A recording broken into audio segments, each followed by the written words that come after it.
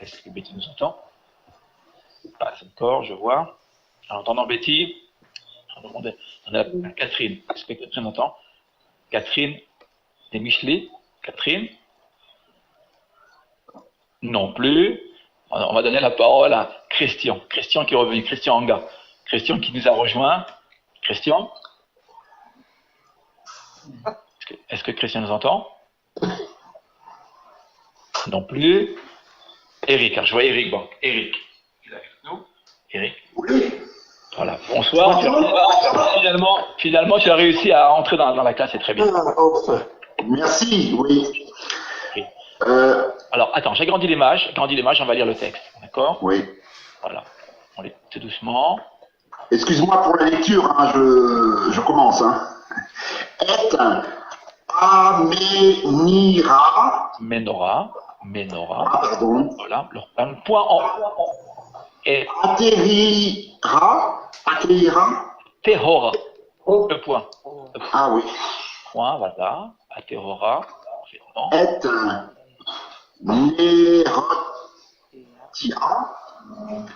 Nerot.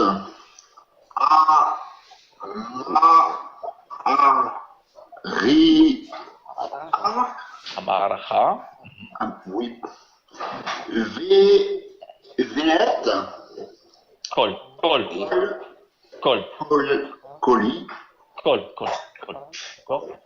Oui. Et col. Veet.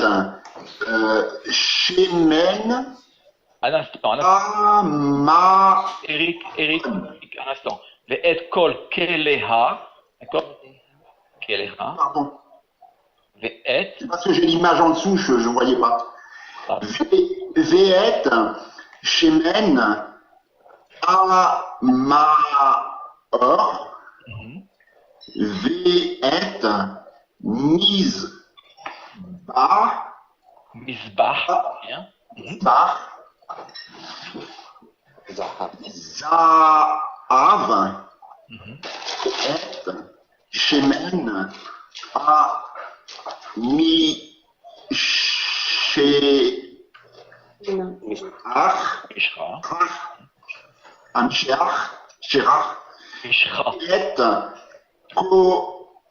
Et Kotoret. Bien.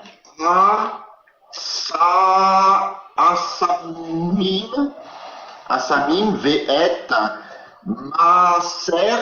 Massar. Oui, Massar. Pétar. Ohel. Très bien.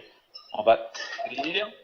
Le chandelier d'or pur, ses lampes, les lampes préparées, tous ses ustensiles et l'huile du luminaire, l'autel d'or, l'huile de l'onction et le parfum des aromates, ainsi que la toile de l'entrée de la tente. Exode 39, versets 37 à 38. Très bien. Alors le sujet de ce soir, vous l'avez compris, alors j'y reviens, c'est évidemment l'huile et c'est symbolique. Alors évidemment on ne pourra pas tout étudier, hein, c'est un sujet extrêmement vaste dans le Tanakh. Ce soir nous allons juste, goûter, si je puis dire, à cette idée de l'huile et c'est symbolique dans le texte. Donc premier verset lu par notre ami Eric. Que dit le texte en substance? Aidez-vous des couleurs. L'huile du luminaire. Par de l'huile. D'abord, lorsque vous avez un texte comme celui-ci, première chose à faire, regardez les mots-clés. Regardez bien. Il y a le mot, vous voyez très bien, Shemen, évidemment, qui revient ici à 2 reprises. Nous avons 2 versets qui se succèdent. Et donc, c'est donc le sujet principal de l'Exode, c'est l'huile. Okay. Voilà, si je puis dire, l'acteur principal est l'huile ici. Ça c'est le premier point. Et un autre point, je voudrais que vous regardiez. Regardez bien l'huile passage là. Regardez ce passage. Oui. Regardez, voyez ce passage que j'encadre là? Tout ce passage? Oui. Regardez bien, il y a une racine qui revient. Non. Oui, exactement. Regardez bien ce que je vais faire. On va prendre la couleur verte. Regardez bien. Menorah, regardez bien. La menorah. Mais non. Bien, on a Ner qui est ici. Menorah. Non. Nous avons Nerotka. Voilà, vous voyez les couleurs, voilà. Ici. Et Nerot. Encore. Voilà. Vous le voyez là? Non. Vous le voyez ici. Donc, quand vous avez un texte comme celui-ci, toujours regardez, prendre vos crayons, vos papiers. Vous pouvez même, je vous conseille d'ailleurs, c'est ce que je demande à mes étudiants, d'imprimer les textes. Pas beaucoup, quelques versets, vous voyez, comme on le fait ce soir. Prendre un crayon et d'écrire. Moi, je n'aime pas écrire sur mon texte biblique. Je n'écris pas sur ma Bible. D'accord? Je ne touche pas à ma Bible. Par contre, je permets, vous voyez, on prend un texte et on peut, sur le texte, on peut travailler sur le texte, à part bien évidemment, et après on garde ses feuilles dans un classeur, évidemment. Voilà. Regardez bien. Le mot nerf. D'accord? C'est La là. lampe, la lumière, absolument, la lampe, la lumière. Fait, en hébreu moderne, c'est la bougie. En hébreu moderne, c'est la bougie. Ça fait, mais comme nous voyons dans le texte ici, on ne parle pas de cire. On parle d'huile. Est-ce que je peux intervenir, Oui. intervenir Comment? Est-ce que je peux marquer quelque chose entre le mot Shemen? Quelle est la relation entre Shemen et Hanouka? Et pourquoi Hanouka est aux 8 jours? Comment? Je n'ai pas compris la question, Esther. Parce que Shmoné, c'est la même racine que Shemen. Excellent. Alors, Esther, là, fait un saut très rapide, on va quand même. Voilà, parce que Esther.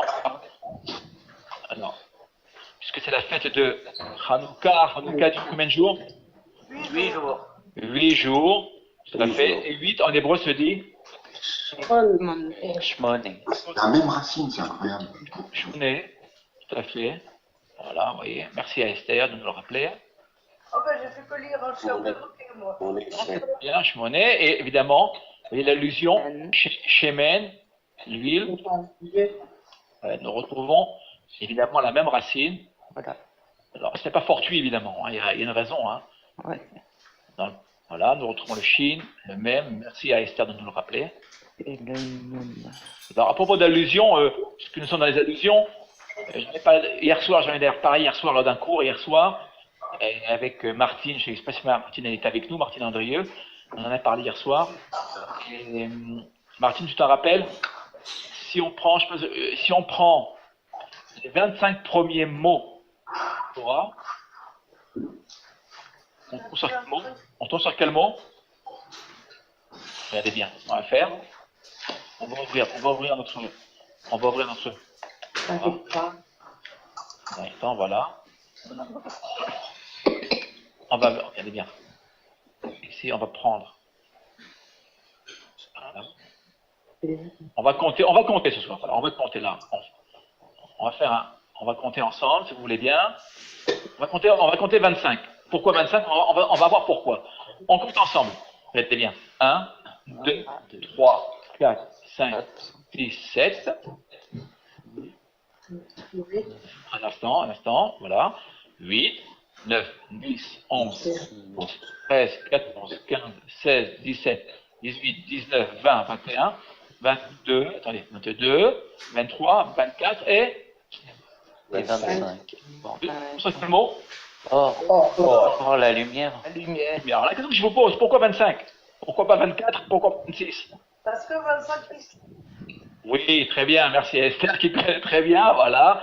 Donc, Hanouka commence le 25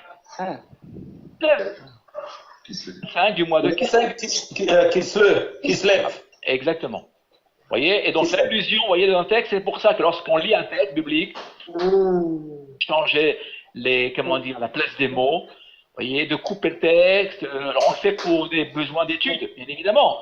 Lorsqu'on lit un texte, on doit logiquement tout lire. Pourquoi? Parce que chaque mot a sa place. Vous voyez ici, le mot or n'est pas ici à la 24e place ou à la 26e place, mais à la 25e place. Alors ça, c'est une allusion que nos sages ont bien évidemment remarqué pour nous dire que rien vient dès la création. Hanouka est déjà inscrit, c'est-à-dire que c'est la victoire de la lumière. La lumière du premier jour que vous voyez là inscrite est celle de Hanouka.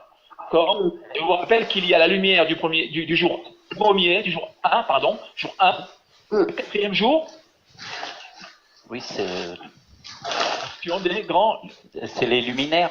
ouais, des petits, du grand luminaire. D'accord, c'est du soleil et de la lune. Vous vous rappelez?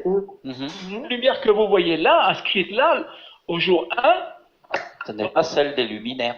absolument. Donc c'est donc celle de Hanouka, donc celle d'Israël, celle qui est cachée pour les générations à venir.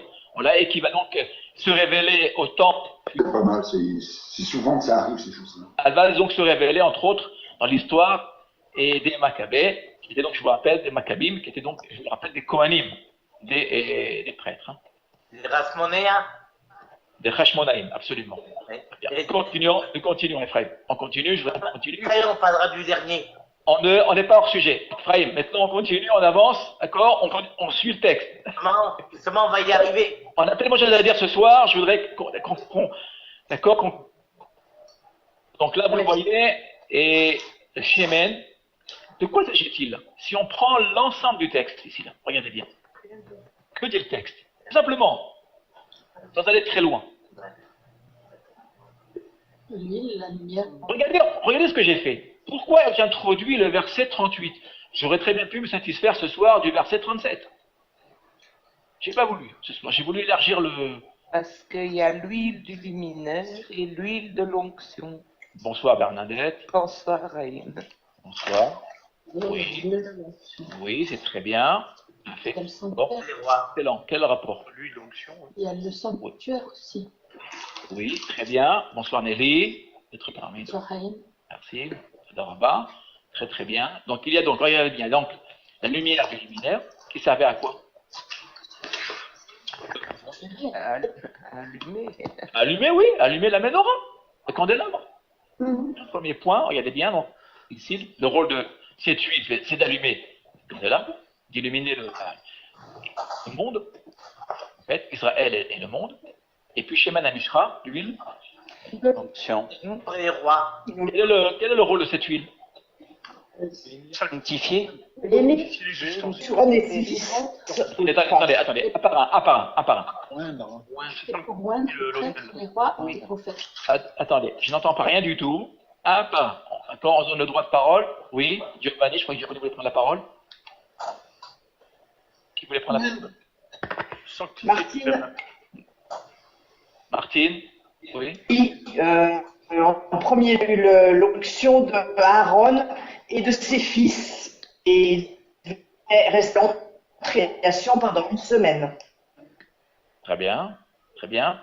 Une semaine, c'est juste. Et en C'était fait, tout l'équipement.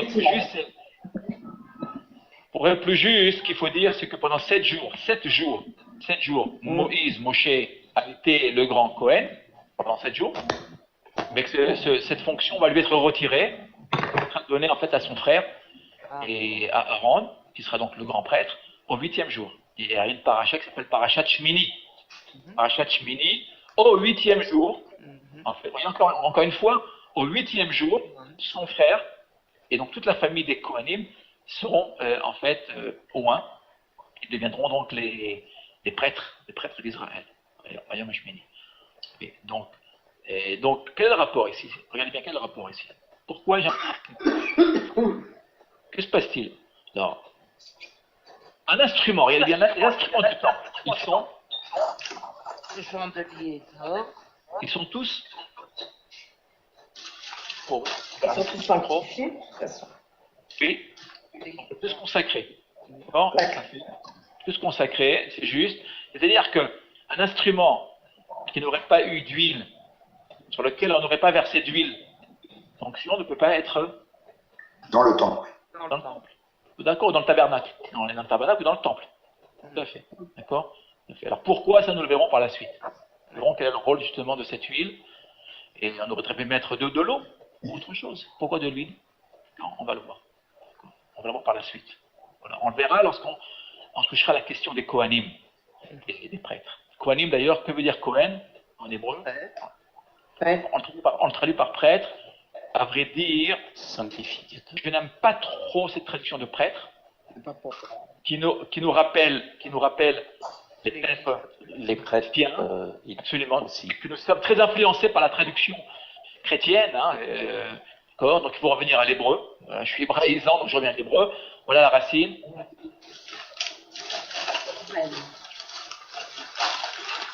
Et nun qui veut dire servir.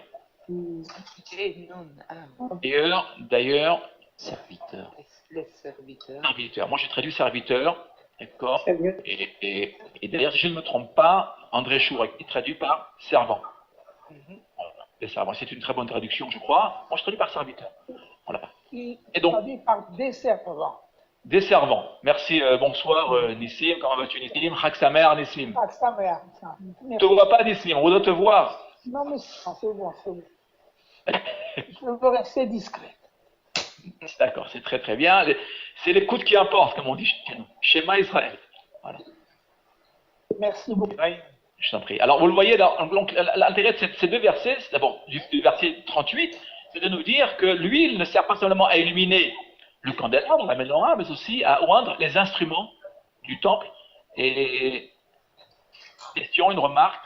Les illuminer d'une lumière divine, alors. Comment? Ça les illumine d'une lumière divine.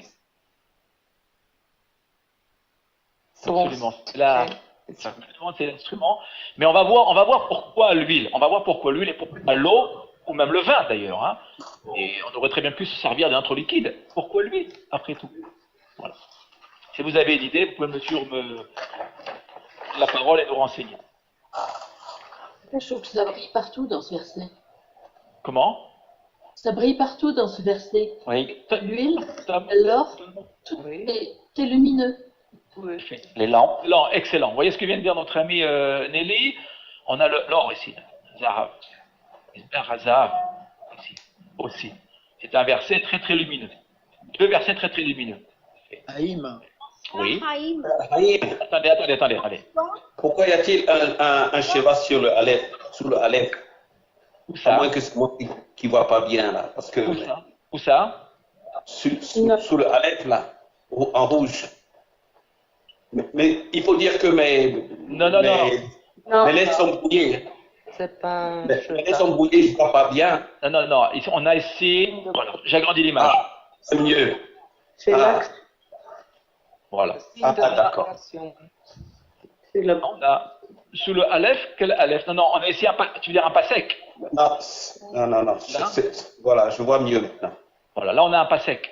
Le texte C'est un passé. Oui. il est toujours, le passé, je vous le rappelle, il est toujours présent, en règle générale, on va dire, hein, présent à la fin d'un verset, juste avant les points qui viennent clôturer la lecture du verset. Haïm, est-ce que vous m'entendez? Oui, C'est bonsoir. encore flou. Ah, notre ami Lambert. Oui, Haïm, Shalom Lambert. shalom. Je voulais simplement savoir, qu'est-ce que l'huile représente vraiment? Est-ce que ça représente la présence de Dieu? Qu'est-ce que ça représente? C'est ce qu'on va voir dans le cours. Patience. On développe le cours. C'est dit tout maintenant. Et je voudrais aussi que vous cherchiez par vous-même et qu'on découvre ensemble. Voilà. C'est l'intérêt du cours. Donc, un peu de patience, Lambert. Oui. Oui. Haïm, bonsoir. Bonsoir, Alicia. Vous m'entendez? Très bien. Alors, est-ce que l'huile peut venir de l'arbre, l'olivier, que c'est un arbre sacré? Alors, l'olivier n'est pas un arbre sacré, mais en effet, l'huile dont il est question là vient de, entre autres, L'olivier. non, c'est de l'olivier, ça c'est sûr, d'accord? Alors, restez jusqu'au bout, vous verrez de quoi il est question. Il n'y a pas que l'olivier. Il n'y a pas que l'olivier, il y a un autre arbre, on verra ça à la fin, d'accord? Évidemment, l'huile dont on parle ici, c'est l'huile d'olive, hein, absolument. Shemenzait. Israël est renommé pour son huile d'olive. Donc, rapport avec l'olivier, avec l'arbre, l'olivier, c'est un rapport avec ça? Absolument. Alors retenez bien ça, excellent. Et Alicia, on garde ça pour maintenant. On n'en dit pas plus maintenant. Quand on ira jusqu'au bout, il faut aller jusqu'au bout. Il ne faut pas manquer le cours, allez jusqu'au bout, et vous verrez ce que nous dirons sur l'olivier à la fin. C'est très très bien. Merci, vous voyez. Et ça rappelle aussi le psaume 119, l'Éternel est une lumière pour mes pieds. Hein. Oui, absolument. Une lumière pour mon sentier. Absolument, l'huile, la lumière. Je crois que la lumière, c'est un des thèmes les plus forts dans le texte du Tanakh. Et je pourrais aussi vous renvoyer à Ésaïe, Ishayahu. Nous sommes là, Israël est la lumière des nations, hors la Goïm. Voilà. Donc, voilà. Très bien. Nous continuons. Ben, je vois Daniel, notre ami Daniel, le chat Daniel, Mondo. Shalom, shalom. Shalom, shalom. Merci d'être avec nous. Attends, j'agrandis l'image. Bevakasha, Daniel. À moi de lire? Oui, bien sûr, au plaisir. Ah, d'accord, ok. Velakahat et Shemen. Velakarta, attention, Velakarta. Oui, Velakarta. Velakarta et Shemen à Mishra. Amishra, oui.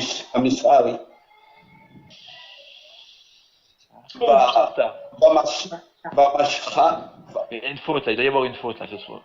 Umasharta. Ah oui, je voulais même lire Umasharta. La règle du Boumaf. Ici, Umasharta. Il faudra revoir le texte. Vamacharta, je crois que c'est Umasharta, mais bien évidemment. Umasharta. Umasharta.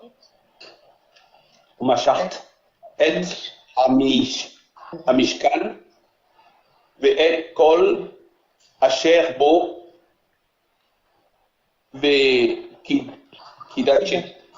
Kidashta. Oui. Ok. Oto. Ve'et kol Kelav. Et kol Kelav. Ve'aya.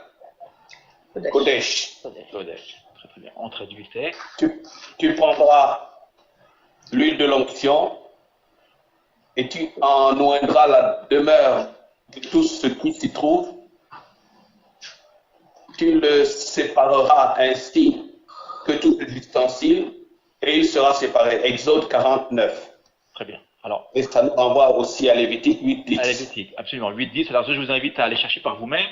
Je vais vous donner une autre référence qui finalement rejoint celle d'Exode 49 ici. Regardez bien. Pour comprendre,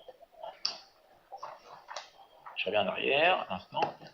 Pour comprendre, regardez bien. C'est pour répondre à la question de Lambert. Lambert, oui. Tu es avec nous? Oui. Quand vous lisez un texte comme celui-ci, il faut tout lire, dans l'absolu. Pourquoi? Regardez bien là. On parle ici du Shema. C'est quoi ce schéma? Pas très bien. La réponse, je le crois, est ici. Regardez bien. Exode 40, verset 9, pas très loin finalement. Que dit le texte ici? Regardez bien. À propos de l'huile d'onction, que dit-il, ce texte-là? Il faut oindre la demeure. Ça, nous le savons déjà, puisque nous l'avons déjà vu, mais il y a un supplément. Tu le sépareras. Une séparation. Très bien, Alicia. Oui, vous avez remarqué. Mis à part. Vous avez remarqué tout à l'heure, quand on a commencé le cours, on parlait de sanctifier, consacrer. Alors, c'est vrai qu'en français, c'est ce que nous disons généralement, mais dans l'absolu, vous voyez, j'ai revu la traduction ici. La mise à part. Séparer, nous savons très bien, ça nous le savons tous, en tout cas, tous ceux qui font de l'hébreu savent très bien que la racine du mot kadosh, on traduit en français par saint, kedusha, c'est séparé. C'est la séparation, d'accord? C'est mettre à part. Mettre à part. Je vous pose la question. L'huile. Quand vous prenez de l'huile, que vous versez de l'huile dans un verre d'eau, qu'est-ce que vous faites? L'huile se mélange pas. Ça se mélange pas. L'huile ne se mélange pas. Pas avec l'eau. Absolument. Il y a une idée de séparation. Même si on essaye, vous voyez, à tout prix, on essaye de mélanger l'huile à l'eau, il n'y a rien à faire. L'huile va remonter et se séparer, absolument, et se séparer donc, de l'eau. Il y a donc une séparation. D'accord? Regardez bien. C'est la raison pour laquelle, c'est l'une des raisons, pas la seule, mais l'une des raisons pour lesquelles l'huile a été finalement choisie. Parce qu'elle symbolise quoi? La séparation. La séparation. Vous le voyez? La séparation. Et bien évidemment, la menorah qui se trouve dans le tabernacle, où les l'autel qui se trouve dans le tabernacle, ce n'est pas l'autel païen. Même les païens avaient des luminaires. Même les païens avaient des autels pour sacrifier. Le fait même d'oindre l'autel et tous les instruments du temple, on le verra y compris les Kohanim, bien évidemment, les serviteurs de l'Éternel. Mais quelle est l'idée? L'idée, c'est que nous sommes un peuple à part. Vous voyez? On ne ressemble pas aux autres. Même si on veut, ou si on est tenté, même par nous-mêmes, d'être assimilés aux autres, il n'y a rien à faire. On sera toujours séparés des autres. On ne peut pas. Israël, d'ailleurs, est symbolisé, on verra très bien. Israël, le peuple, Israël est symbolisé par l'olivier. Pourquoi par l'olivier? Parce que l'olivier donne l'huile. Même si on a été assimilés parmi les nations, même si les nations ont voulu parfois nous assimiler, je n'ai pas dit intégrer, hein, j'ai dit assimiler. Il y a bien une différence importante entre les deux termes. Rien à faire. Israël reste Israël. Nous sommes, de par notre vocation, un peuple séparé. Voilà. Et ça, c'est l'huile. Vous voyez l'huile mise à part. Ça, c'est l'huile. Le texte de Exode 40, verset 9, nous le dit très très bien. Ici, tu sépares les ustensiles et il sera séparé. D'accord? Il y a Kodesh. Kodesh, c'est-à-dire le Mishkan. Le Mishkan, évidemment, c'est-à-dire la demeure de l'Éternel. Donc j'ai revu le verset, je sais que dans la plupart des versets, vous trouverez, et tu les consacreras, et tu les sanctifieras. Mais encore une fois, ce terme de sanctification, c'est un terme qu'on utilise bien évidemment dans la vie quotidienne, il faut faire attention, parce qu'encore une fois, c'est une influence en fait du monde chrétien et du monde même grec. Et là, donc, sanctus, hein, n'oubliez pas qu'il y a même le latin qui est passé par là. Et donc, on essaye autant que faire se peut, d'utiliser l'hébreu. Voilà. L'esprit de la langue hébraïque.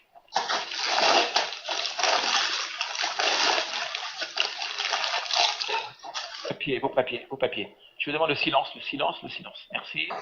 D'accord? Merci beaucoup. Ok. Une remarque, une réflexion? Oui, Haïm. Bonsoir, Elie. Shalom. Bonsoir, Shalom.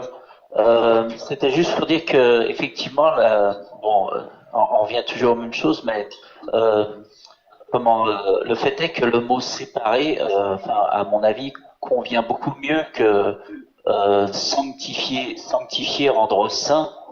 Bon, séparé, quelque part, ça reste quelque part quand même, si je peux dire comme ça, à la portée de l'homme. Oui. Enfin, si on peut... Je ne sais pas. Je pense que même dans...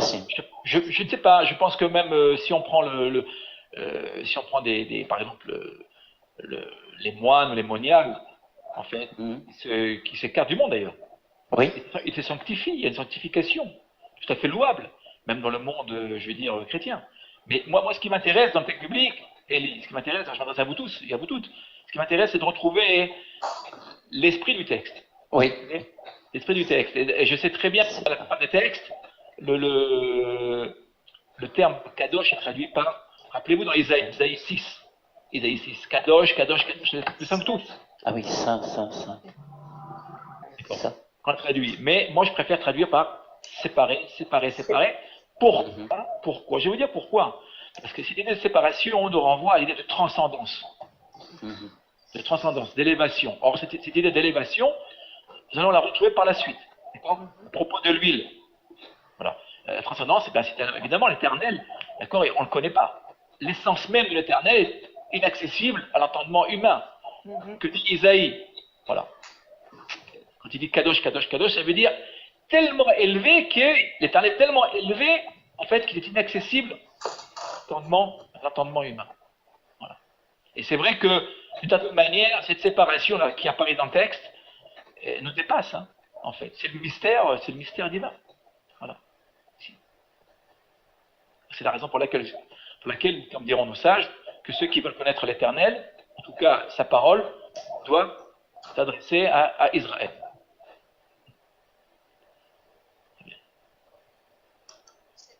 Pour les peuples qui viendront et sur la montagne pour justement recevoir la parole, c'est tout à fait ça.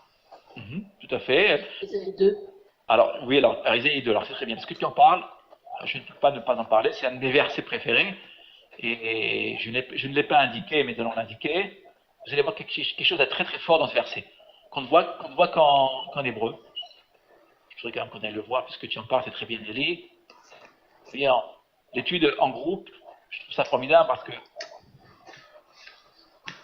on se féconde mutuellement et c'est très très bien. Vous allez voir ce verset-là, Nelly va nous le lire. Oui. Un instant. Voilà. Ici. On a deux versets. C'est quoi on va dire les deux versets là? Vehaya, Becharit Ayamim. On va lire ici. Oui. Behaya. Oui. Acharit. Nahon. Nachon, Yehiyeh. Ahad. Bet. Adonai. Berush. Arim. Oui. Nissa. Vaot. Migvaot. Pas fort dans le. Naro. Alav. Elav. Kol. Agoyim. Kol Agoyim. Alors ce verset, un très beau verset, on va le traduire, vous allez voir quelque chose d'assez fort dans le verset, en français. On va le voir en hébreu. Il arriva, il advint. Traduction, Nelly. Donc, il arriva à la fin des temps, la montagne de la maison du Seigneur sera affermie sur la cime des montagnes et se dressera au-dessus des collines et toutes les nations y afflueront. Ok, alors je voudrais que vous regardez bien l'hébreu là. Je voudrais que vous regardiez avec moi, on va découvrir quelque chose d'assez fort dans le texte. Ici, regardez bien. Vous voyez le verbe affluer. Vous voyez là? Affluer? Oui. C'est le mot nahar en hébreu. Nahar. C'est rivière, fleuve. Fleuve, très très bien Daniel, c'est le fleuve. Alors, affluer, vous voyez l'affluent. Imaginez-vous ce mouvement des nations qui feront la queue presque, vous voyez, pour arriver à Jérusalem. Et on va se bousculer, d'accord? Les nations vont se bousculer pour arriver à Jérusalem. Mais moi, je voudrais vous montrer autre chose dans le texte. Moi, ce qui m'intéresse, c'est pas simplement le mot lui-même, le verbe lui-même. Regardez ici. Je voudrais que vous regardiez ce que je vais faire. On va prendre la couleur verte. Regardez bien là. Vous voyez le Nun et le Resh qui sont ici? Nun et Resh qui nous rappellent? Ner. Oui. La lumière. C'est-à-dire pourquoi vont-elles monter à Jérusalem? Pour recevoir la lumière. Pour recevoir la lumière. La lumière. C'est la lumière. Absolument. Vous voyez? Et ça nous le savons, regardez bien, nous le savons. Nous le savons, un verset qui va suivre. Voilà. On va lire ensemble le verset qui suit. Non, un instant, Esther. On lit le texte. Je lis là. On lit le texte. On lit pas le texte. Regardez bien. Ve'alechu amim rabim.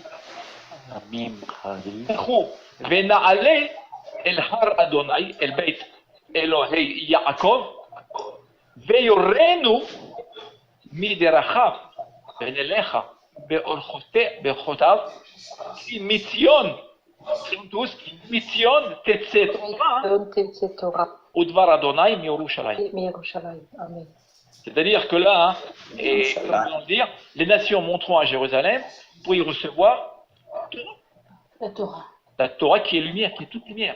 Cette lumière du jour premier, vous voyez cette fameuse lumière avec laquelle nous avons commencé notre étude, elle se trouve où cette lumière? Elle est où cette lumière? Elle est dans la Torah.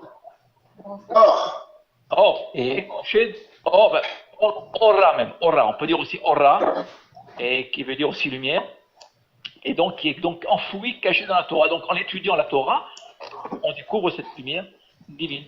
Ce verset, on dit tout Shabbat. Le Shabbat matin, on sortant la Torah. Tout à fait, et c'est même un verset qui est inscrit même sur la parochet, le voile, en fait, et qui recouvre l'arche, en fait, le Echal, à la synagogue. C'est ce que tu disais tout à l'heure pour Israël à part. Les savants ont fait des recherches ADN et ont trouvé que Toen Cohen descend du même par l'ADN. C'est une autre question. Regardez. Veyorenu, voyez, Veyorenu. Regardez bien. Veyorenu, qui veut dire enseigner. Regardez bien. Resh et Nun. Si on inverse les lettres, de nouveau on a la lumière. Vous voyez? L'enseignement Quel est le but de l'enseignement? Le but de l'enseignement, c'est d'ouvrir, éclairer, bien sûr, d'ouvrir de nouvelles voies, vous voyez, de susciter le questionnement, et en fait, d'ouvrir la voie à la lumière et la compréhension. Excuse-moi, c'est un peu compliqué de séparer Kadosh. Vraiment, ça me tracasse. Esther, je voudrais continuer. Alors, une remarque, oui, je t'en prie. Est-ce que moi j'ai toujours appris avec que c'était Abdallah qui voulait dire séparation. Abdallah veut dire séparer, d'accord, dans un autre contexte. On sépare, l'Abdallah, c'est le moment où nous quittons Shabbat et nous entrons dans les jours profanes. Voilà. Donc Kodesh, c'est pareil. Oui, c'est presque pareil. Bon, il y a une similitude, bien évidemment. C'est juste. Je peux revenir sur ta question sémantique Sur Francis. Bonsoir, Francis. Bonsoir, Raïm. Oui, on dit Kadosh, c'est séparé. Oui. D'accord. Séparé. Le gréco-latin, on traduit par sanctifié. Oui. Si le peuple d'Israël, c'est bien pour le sanctifier. Donc c'est un synonyme. Oui, mais à la limite, et Francis, à la limite, même dans le monde chrétien, même dans l'islam, il y a des sanctifications. D'accord? Mais nous voyons très très bien cette idée de séparation totale, à tous les niveaux. Regardez bien, au niveau du temps, le Shabbat, d'accord? Le Shabbat est appelé Kadosh, il est totalement séparé, c'est le temps qui est un temps séparé, d'accord? À l'origine. Nous avons, alors que le Shabbat à l'origine, à qui est donné le Shabbat à l'origine, Francis? Il n'est pas donné au départ aux nations, au départ. Il est donné à l'homme. Il est d'abord donné à Israël. Ah oui. Israël, d'abord Israël. Oui. Mais... D'abord Israël, Élie. Oui. Ensuite, évidemment, nous verrons que les nations viendront à pratiquer, mais au départ, c'est Israël. Ne l'oublions pas. Oui.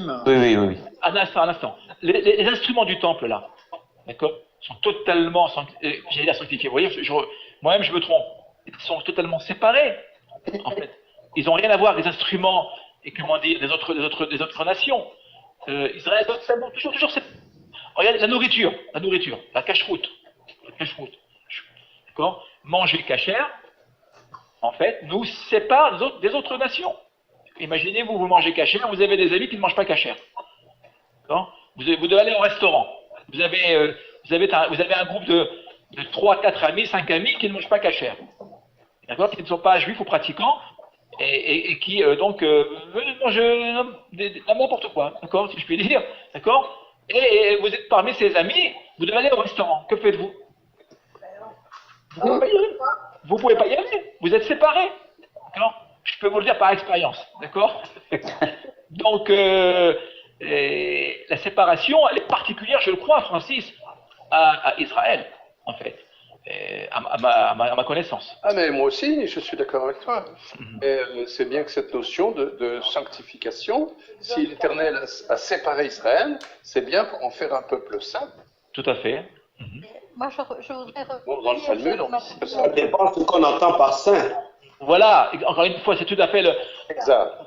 D'accord? Vous savez que le problème du mot kadosh, c'est même traduit par sacré. Sacré, saint. Est-ce que le sacré c'est saint? Est-ce que le saint est sacré?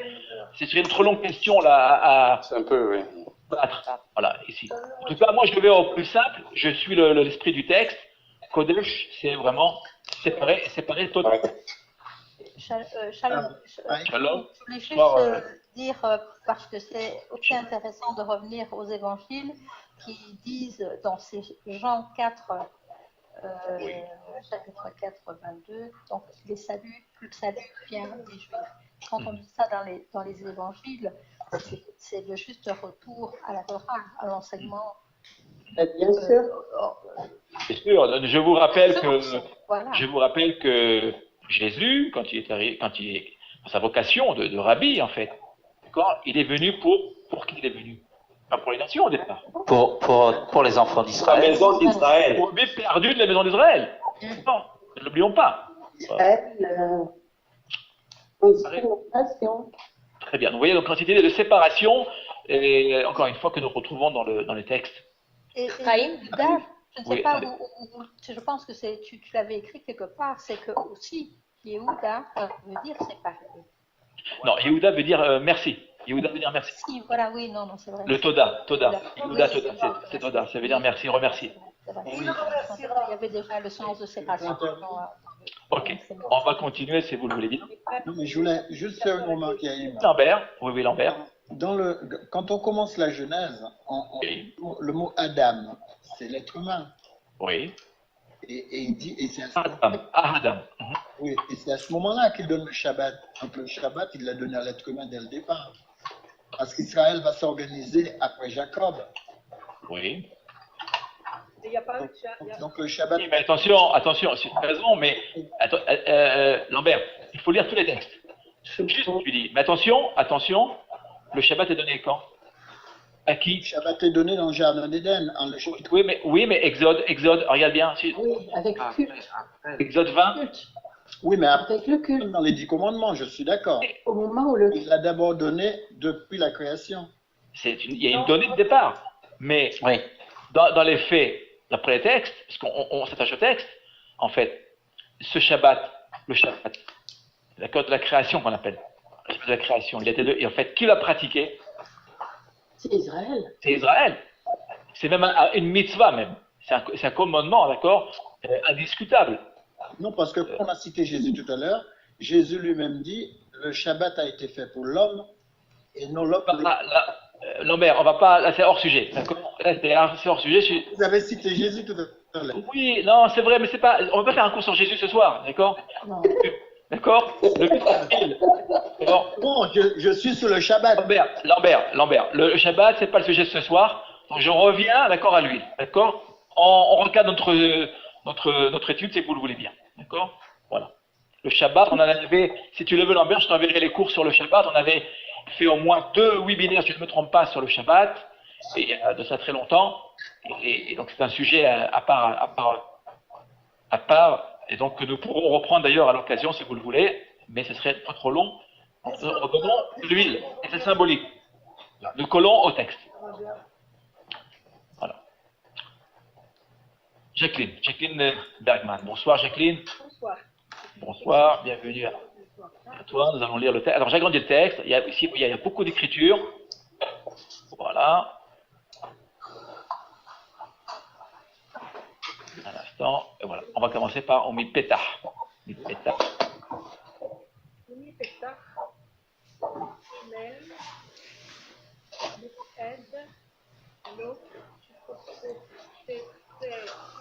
Tu peux parler plus fort? Jacqueline, je t'en prie, ton micro, parce qu'on n'est pas seul, il y a beaucoup de monde ce soir, et que tout le monde puisse t'entendre. Tu dis tellement bien qu'on voudrait t'entendre. Voilà.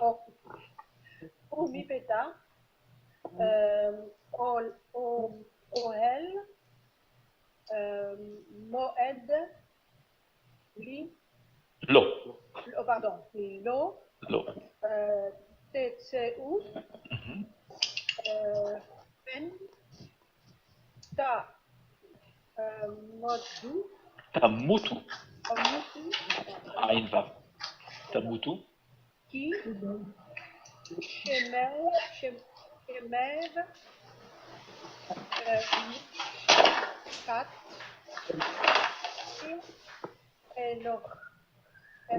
Mishrat Adonai. Shemen, Mishrat Adonai, Alechem. Ya'asu.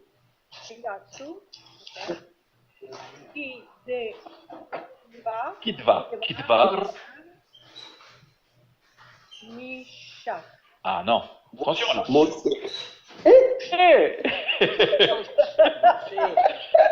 Misha, c'est notre personnage.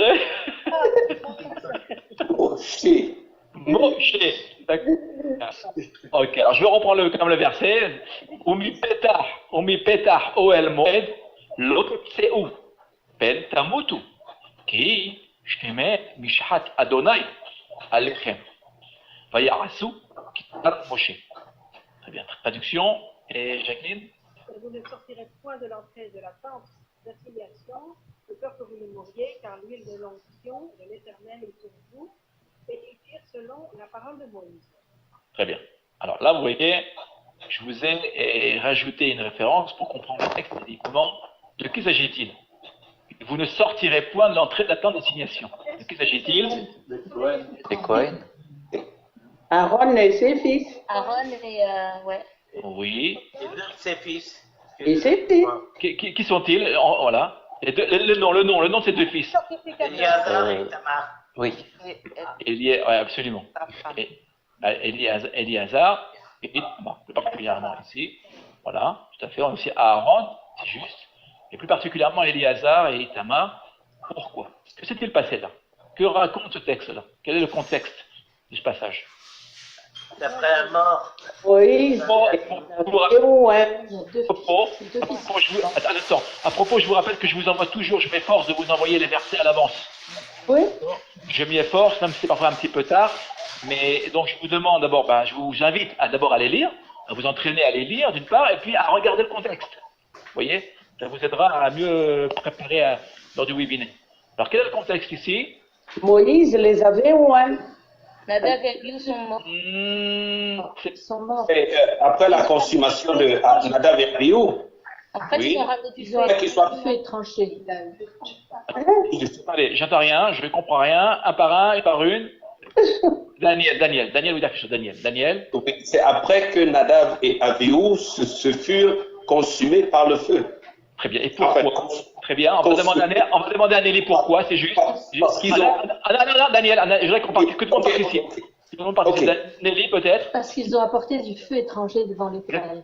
Tout à fait. Ils ont amené un Esh Zara, un feu qui n'a donc pas été commandé, ordonné par l'Éternel. C'est juste, vous voyez, l'idée de feu encore. Ici qu'on retrouve. C'est très bien. Donc, que s'est-il passé? Ils ont été foudroyés, en fait. Ouais. Seigneur les Sinon, naturellement, qui aurait dû naturellement aller les ramasser, si je puis dire. Ils ont été brûlés. Ils ont été consumés sauf leurs habits. Hein. Sauf leurs habits. De l'intérieur. De l'intérieur, absolument, Nissim. De l'intérieur, oui, c'est assez exceptionnel. C'est un miracle en soi. Et qui logiquement aurait dû aller les chercher? sa famille, ses parents. Ses parents. Eliazar et Itamar. D'accord? Même Aaron, le père, dans l'absolu. Il n'en sera rien. Qui va aller les chercher? Là, je vous ai tout mis ici. Hein. Vous voyez, j'ai rallongé le texte, mais. Leur Ils n'ont petit pas cousin. pu fêter le Shabbat à l'époque parce qu'ils allaient toucher à mort. Oui. Un instant. Michel et De l'idée, hein. On ne concentre pas de l'idée. Ici, regardez bien, j'ai agrandi l'image. Je vous ai tout mis. Hein. Tout le texte. Ici. Vous vous rappelez? Leur petit cousin? Leur petit cousin. Oui, leur petit cousin, à savoir El Safan Et Michaël. et Michaël. Voilà. Et Michaël. Ce sont eux qui sont allés finalement les chercher. Pourquoi? Parce qu'ils sont pas loin. famille ne pouvait Oui. En fait, parce Ils que ne sont pas loin, d'accord? Ils sont pas loin, d'accord? Ça nous l'avons. Mais regardez bien ce que je vous ai marqué ici. L'huile d'onction est Aaron était Symbole de vie. consacré pour Symbole de vie. ministère. Et sur ses frères. La vie. absolument. L'huile d'onction est un symbole de vie. D'accord? Les Kohanim, vous vous rappelez les Kohanim? Ils ne touchent pas. Aux morts. Un mort. Ils ne touchent pas aux morts. Ils ne touchent pas aux morts. Parce qu'ils sont séparés. Séparés de quoi? Pour un signe. Monde de la Rassurez de la les mort. Cohen. Attendez, excusez-moi. Un par un, on aura du mal à s'entendre. Le cours est enregistré, le cours est enregistré. D'autres personnes le reprendront par la suite, on n'est pas les seuls.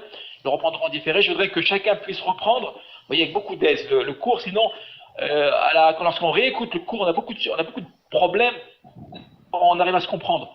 Mais ceux qui vont reprendre, ou bien ils fatiguent, ou bien ils coupent le cours. Je peux vous le dire. J'ai reçu des remarques, je me permets de vous le dire, où on m'a dit, mais écoute Raïm, il faut mettre de l'ordre. Donc je mets de l'ordre. Vous voyez, je prends en compte les remarques qu'on me fait. Sinon, les gens, ils écoutent un peu, après ils quittent le cours. Ce qui est dommage. Donc je voudrais que, vous voyez, on soit dans la discussion et pas on se coupe et qu'on ne peut pas s'entendre. Ok. Excusez-moi, donc on reprend. Oui, qui voulait prendre la parole? Moi, c'est les associations Cohen et Lévi Oui. qui a eu lieu là. Oui. Donc les serviteurs et les prêtres. C'est vrai. Là, on en est au Kohanim. Hein, en Kohanim. Donc les Kohanim, nous savons, sont séparés de la mort. Même encore aujourd'hui, vous savez que les Kohanim, Nissim, c'est bas, Nissim. connaissez, ton micro. Le micro, si je vous demande le micro, d'abord d'être près du micro, avoir un casque. Voyons, on met de l'ordre ce soir. D'accord? Le silence, le micro, le casque, je vous le demande. D'accord? Vous n'êtes pas nouveau. C'est très important de. Que les Kohanim ne pouvaient pas enterrer leurs proches, leurs fils, leurs papas. Exactement. Même pas entrer dans un cimetière. Encore aujourd'hui. Encore aujourd'hui. Encore aujourd'hui, c'est-à-dire que ce qui est écrit dans la Torah est appliqué encore aujourd'hui à la lettre. Encore aujourd'hui. Vous imaginez? Alors, les Kohanim ne rentrent pas dans un cimetière. Ils ne peuvent pas aller voir leurs propres parents. Vous imaginez? Alors, les Kohanim le comprennent très bien. C'est pas toujours facile sur le plan psychologique. Mais comme nous le savons, la Torah ne parle pas de romantisme. Alors, il n'y a pas de romantisme. Il y a une règle. D'accord? Pourquoi? Parce qu'il y a l'idée de mort et de vie, et de séparation. Ou bien on vit, ou bien on est mort. Il n'y a pas de, vous voyez, d'intermédiaire. Donc, nous voyons très bien que l'huile d'onction est liée ici, dans le contexte, elle est liée à quoi? Elle est liée à la vie. À la vie. À la vie. À la vie. Les Kohanim ne parlent que de vie. À l'opposé de qui? Des prêtres d'Égypte, qui eux, rappelez-vous? La mort. Oui, ils sont liés à la mort. La mort. Rappelez-vous que toutes ces pyramides que nous admirons tant, sont des chefs-d'œuvre, en fait, d'architecture. Sont finalement même la mort. Des tombeaux. Ce sont des tombeaux. Monument de la mort. Absolument. C'est-à-dire qu'il y avait le culte de la mort en Égypte, et donc nous savons très bien que chez les pharaons et les grands dignitaires pharaoniques, en tout cas dans différentes dynasties pharaoniques, c'était la mort qui les préoccupait. D'accord? Qu'avait-il après la vie? D'accord? Pas pour les juifs, pas dans la dimension hébraïque, pensée hébraïque, ne s'occupe pas de ce qu'il y a après la mort. Et évidemment, on a des textes là-dessus, d'accord, qui sont post-bibliques. La Bible, le Tanakh lui-même nous parle de vie. Et ça, nous savons, nous le voyons à travers les Kohanim, l'huile d'onction, ici, qui sépare les Kohanim, les serviteurs de l'Éternel, qui les sépare de la mort. Vous voyez, on s'occupe de vie, on ne s'occupe pas de la mort. Karim, Oui. je comprends bien, la mort, c'est comme une épidémie qui se contagie. Ça fait comme ne touche pas la mort et c'est éloignant. C'est comme une maladie. C'est pas comme une maladie. Presque. Je vais être prudent, presque. Oui, tu me fais penser aux lépreux. C'est juste. Parce que, absolument. Et il y a aussi cette idée de. Absolument, les lépreux étaient mis à part. Pourquoi? Et ils n'avaient pas accès au camp. Tout à fait. Pourquoi? Et parce que c'était la lèpre et était donc liée à la mort aussi. Tout à fait. C'est juste. On peut faire cette comparaison, d'accord, elle est quand même limite, si je peux me permettre, Alicia, mais c'est juste. Absolument. Tout ce qui est lié à la mort. Vous savez, le lépreux, je rappelle que le lépreux, dans le texte biblique, je dis bien la lèpre biblique, elle est liée généralement à la médisance. Que fait la médisance? Elle sème la mort. Non, la coupure, elle nous divise. Vous voyez, les hommes ne peuvent plus se parler, se regarder, et donc le lépreux était mis en quarantaine, on l'écartait, il était comme mort finalement, parce que c'était une mort sociale. Il n'appartenait plus à la société, donc on le mettait à part. Vous voyez, et évidemment, il était donc soigné par qui? Par le Kohen, en fait. Il devait aller voir le Kohen chaque semaine, c'est le Kohen qui décidait s'il pouvait, en fait, finalement être rétabli, rentrer de nouveau dans la société. Voilà. Nous continuons. On continue, Esther, excuse-moi. On a, le cours est long, excuse-moi. Esther, tu gardes les questions pour l'instant, peut-être à la fin, parce que je voudrais qu'on continue, on a encore beaucoup de questions, beaucoup encore d'études. Voilà, merci. On continue. L'allumage des lumières. On demandait à... Je voudrais que des nouveaux venus ce soir parmi nous, je voudrais que tout le monde participe. Qui est LMA. Tu vois, LMA, je suis curieux. Non, il n'y a pas de micro. Non plus.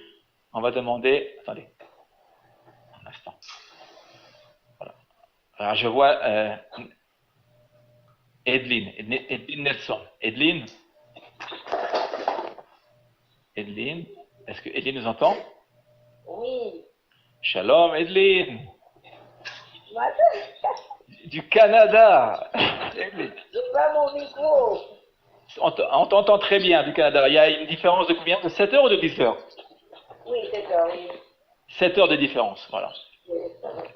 Très très bien. Très bien. Parce que je vous dis 10 heures parce que je sais que j'ai notre seconde fille qui est à l'heure actuelle au Canada, hein, et il y a 10 heures de différence. Alors quand je dois lui parler, il faut que je me lève de bonne heure ou je viens me coucher tard, je sais pas très bien. Elle est 7 heures plus tôt. Oui, ça dépend. À Vancouver, il y a, je crois, 10 heures de différence. Voilà. Ok, j'agrandis l'image un instant, Edine va nous dire le texte. Attention, alors je vous demande de faire très attention à la traduction. D'accord? Voilà. On va cacher Edine. Voilà, très bien. Savent.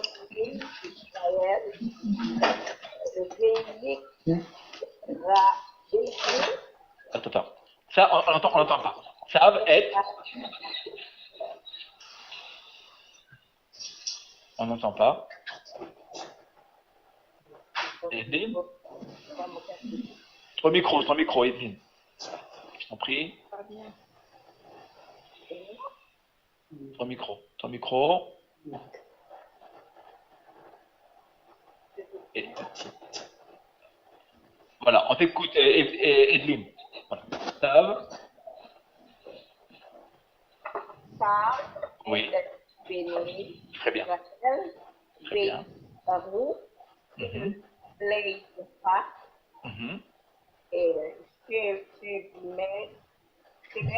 Shemen.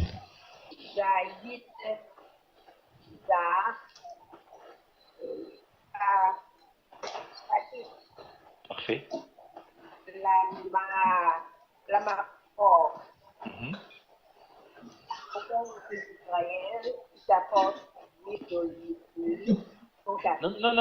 Non, il faut finir. Non, il faut finir. Excuse-moi, Edline. La Maor, attention. À l'autre. Mère. Tamid. Mère Tamid. Bon. C'est l'essentiel du verset en fait. On vous donne.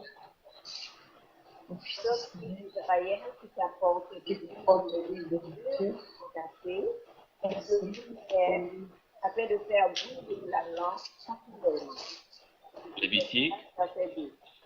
Alors, êtes-vous d'accord avec la traduction là? Regardez les traductions. Vous voyez, j'ai mis un point d'interrogation là. La plupart des traductions et mettront, vous verrez, brûler. Et ici, êtes-vous d'accord? Haïm. Oui. Shuraki, lui, il dit faire monter la flamme. Très bien, on regarde ce que veut dire Élie. Vous êtes d'accord avec Élie? Oui. Plutôt que faire brûler. Oui, pourquoi faire monter? C'est très bien. C'est Allah le verbe. C'est pour le sacrifice, c'est mon vers Dieu. L'idée de, oui. Voilà. Oui, Aliyah. Yeah. Voilà, la traduction. Et ça rejoint. C'est parfait. Élie, vous voyez, vous cherchez, c'est très bien. Voilà. La traduction, eh bien, c'est de faire monter. Faire monter, quelle est la racine? Allah. Allah. On a Allah, Aïn, Lamed, Yud, c'est la racine. Ici, et là nous avons, quelle est la forme verbale? Le binyan. C'est pas infinitif. Ouvrez vos micros, Je vois que les micros sont fermés, la plupart sont fermés. Ouvrez vos micros, ceux qui veulent intervenir. C'est pas un infinitif construit? Oui. Forme verbale. L'autre, regardez bien le he qui est ici, là. Il file, oui, très bien, il file. Parfaitement. Il file. D'accord? Faire. Actitif, causatif, faire monter. Texte a priori. Quand on apprend généralement le texte biblique, on nous apprend l'image. On nous apprend généralement qu'on allume là. On allume la lampe. La candélabre. Ici. Vous voyez? A priori, quand on dit faire brûler la lampe, ça passe. Je veux dire, ceux qui ne connaissent pas le texte biblique, bon, quelle différence y a-t-il entre faire brûler et faire monter? Ah, mais c'est une relation avec ça monte. Monter, ça monte vers l'Éternel notre Dieu. Une relation avec lui. Absolument. L'idée d'élévation, c'est très très bien. Vous voyez ici l'élévation. Une odeur agréable. Oui. Sur le plan technique. Aussi. Sur le plan technique. Nissim, je reviens à Nissim, qui connaît très très bien ici l'allumage, la montée de ces lumières. Nissim, pourrais-tu nous expliquer ici la différence qu'il y a entre faire monter et faire brûler? Nissim? Ça n'a rien à voir. Le faire brûler, c'est statique, ça reste au niveau où ça se trouve. Excellent. Ensuite, c'est élevé vers le ciel, vers le haut. Et c'est tout à fait la transcendance, c'est tout à fait autre chose. Ton micro, Nissim, ton micro. Je dis que monter, c'est transcendance, et la transcendance, faire brûler, ou comme on aurait pu dire, ce qui d'ailleurs n'est pas tout à fait correct, faire brûler n'a rien à voir avec ce verbe-là, mais enfin, faire brûler, ce serait rester au stade, au niveau où la lumière, exactement. La bougie est brûlée, et ça ne transcende pas, ça ne monte pas vers l'horizontale. Absolument.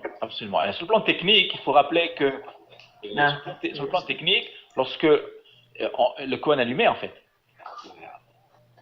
les lumières, et il fallait qu'il attende que la lumière monte d'elle-même. Vous voyez? Voilà. Et donc l'idée de transcendance, bien évidemment, de mouvement, de dynamique et d'enthousiasme même, ici. Alors, il fallait que le Kohen soit enthousiaste en allumant les lumières de la menorah. La note, c'est un pal. C'est un pal. C'est un peu le groupe. C'est pas un pal, non, c'est pas un pal. Alot, la alot, oui.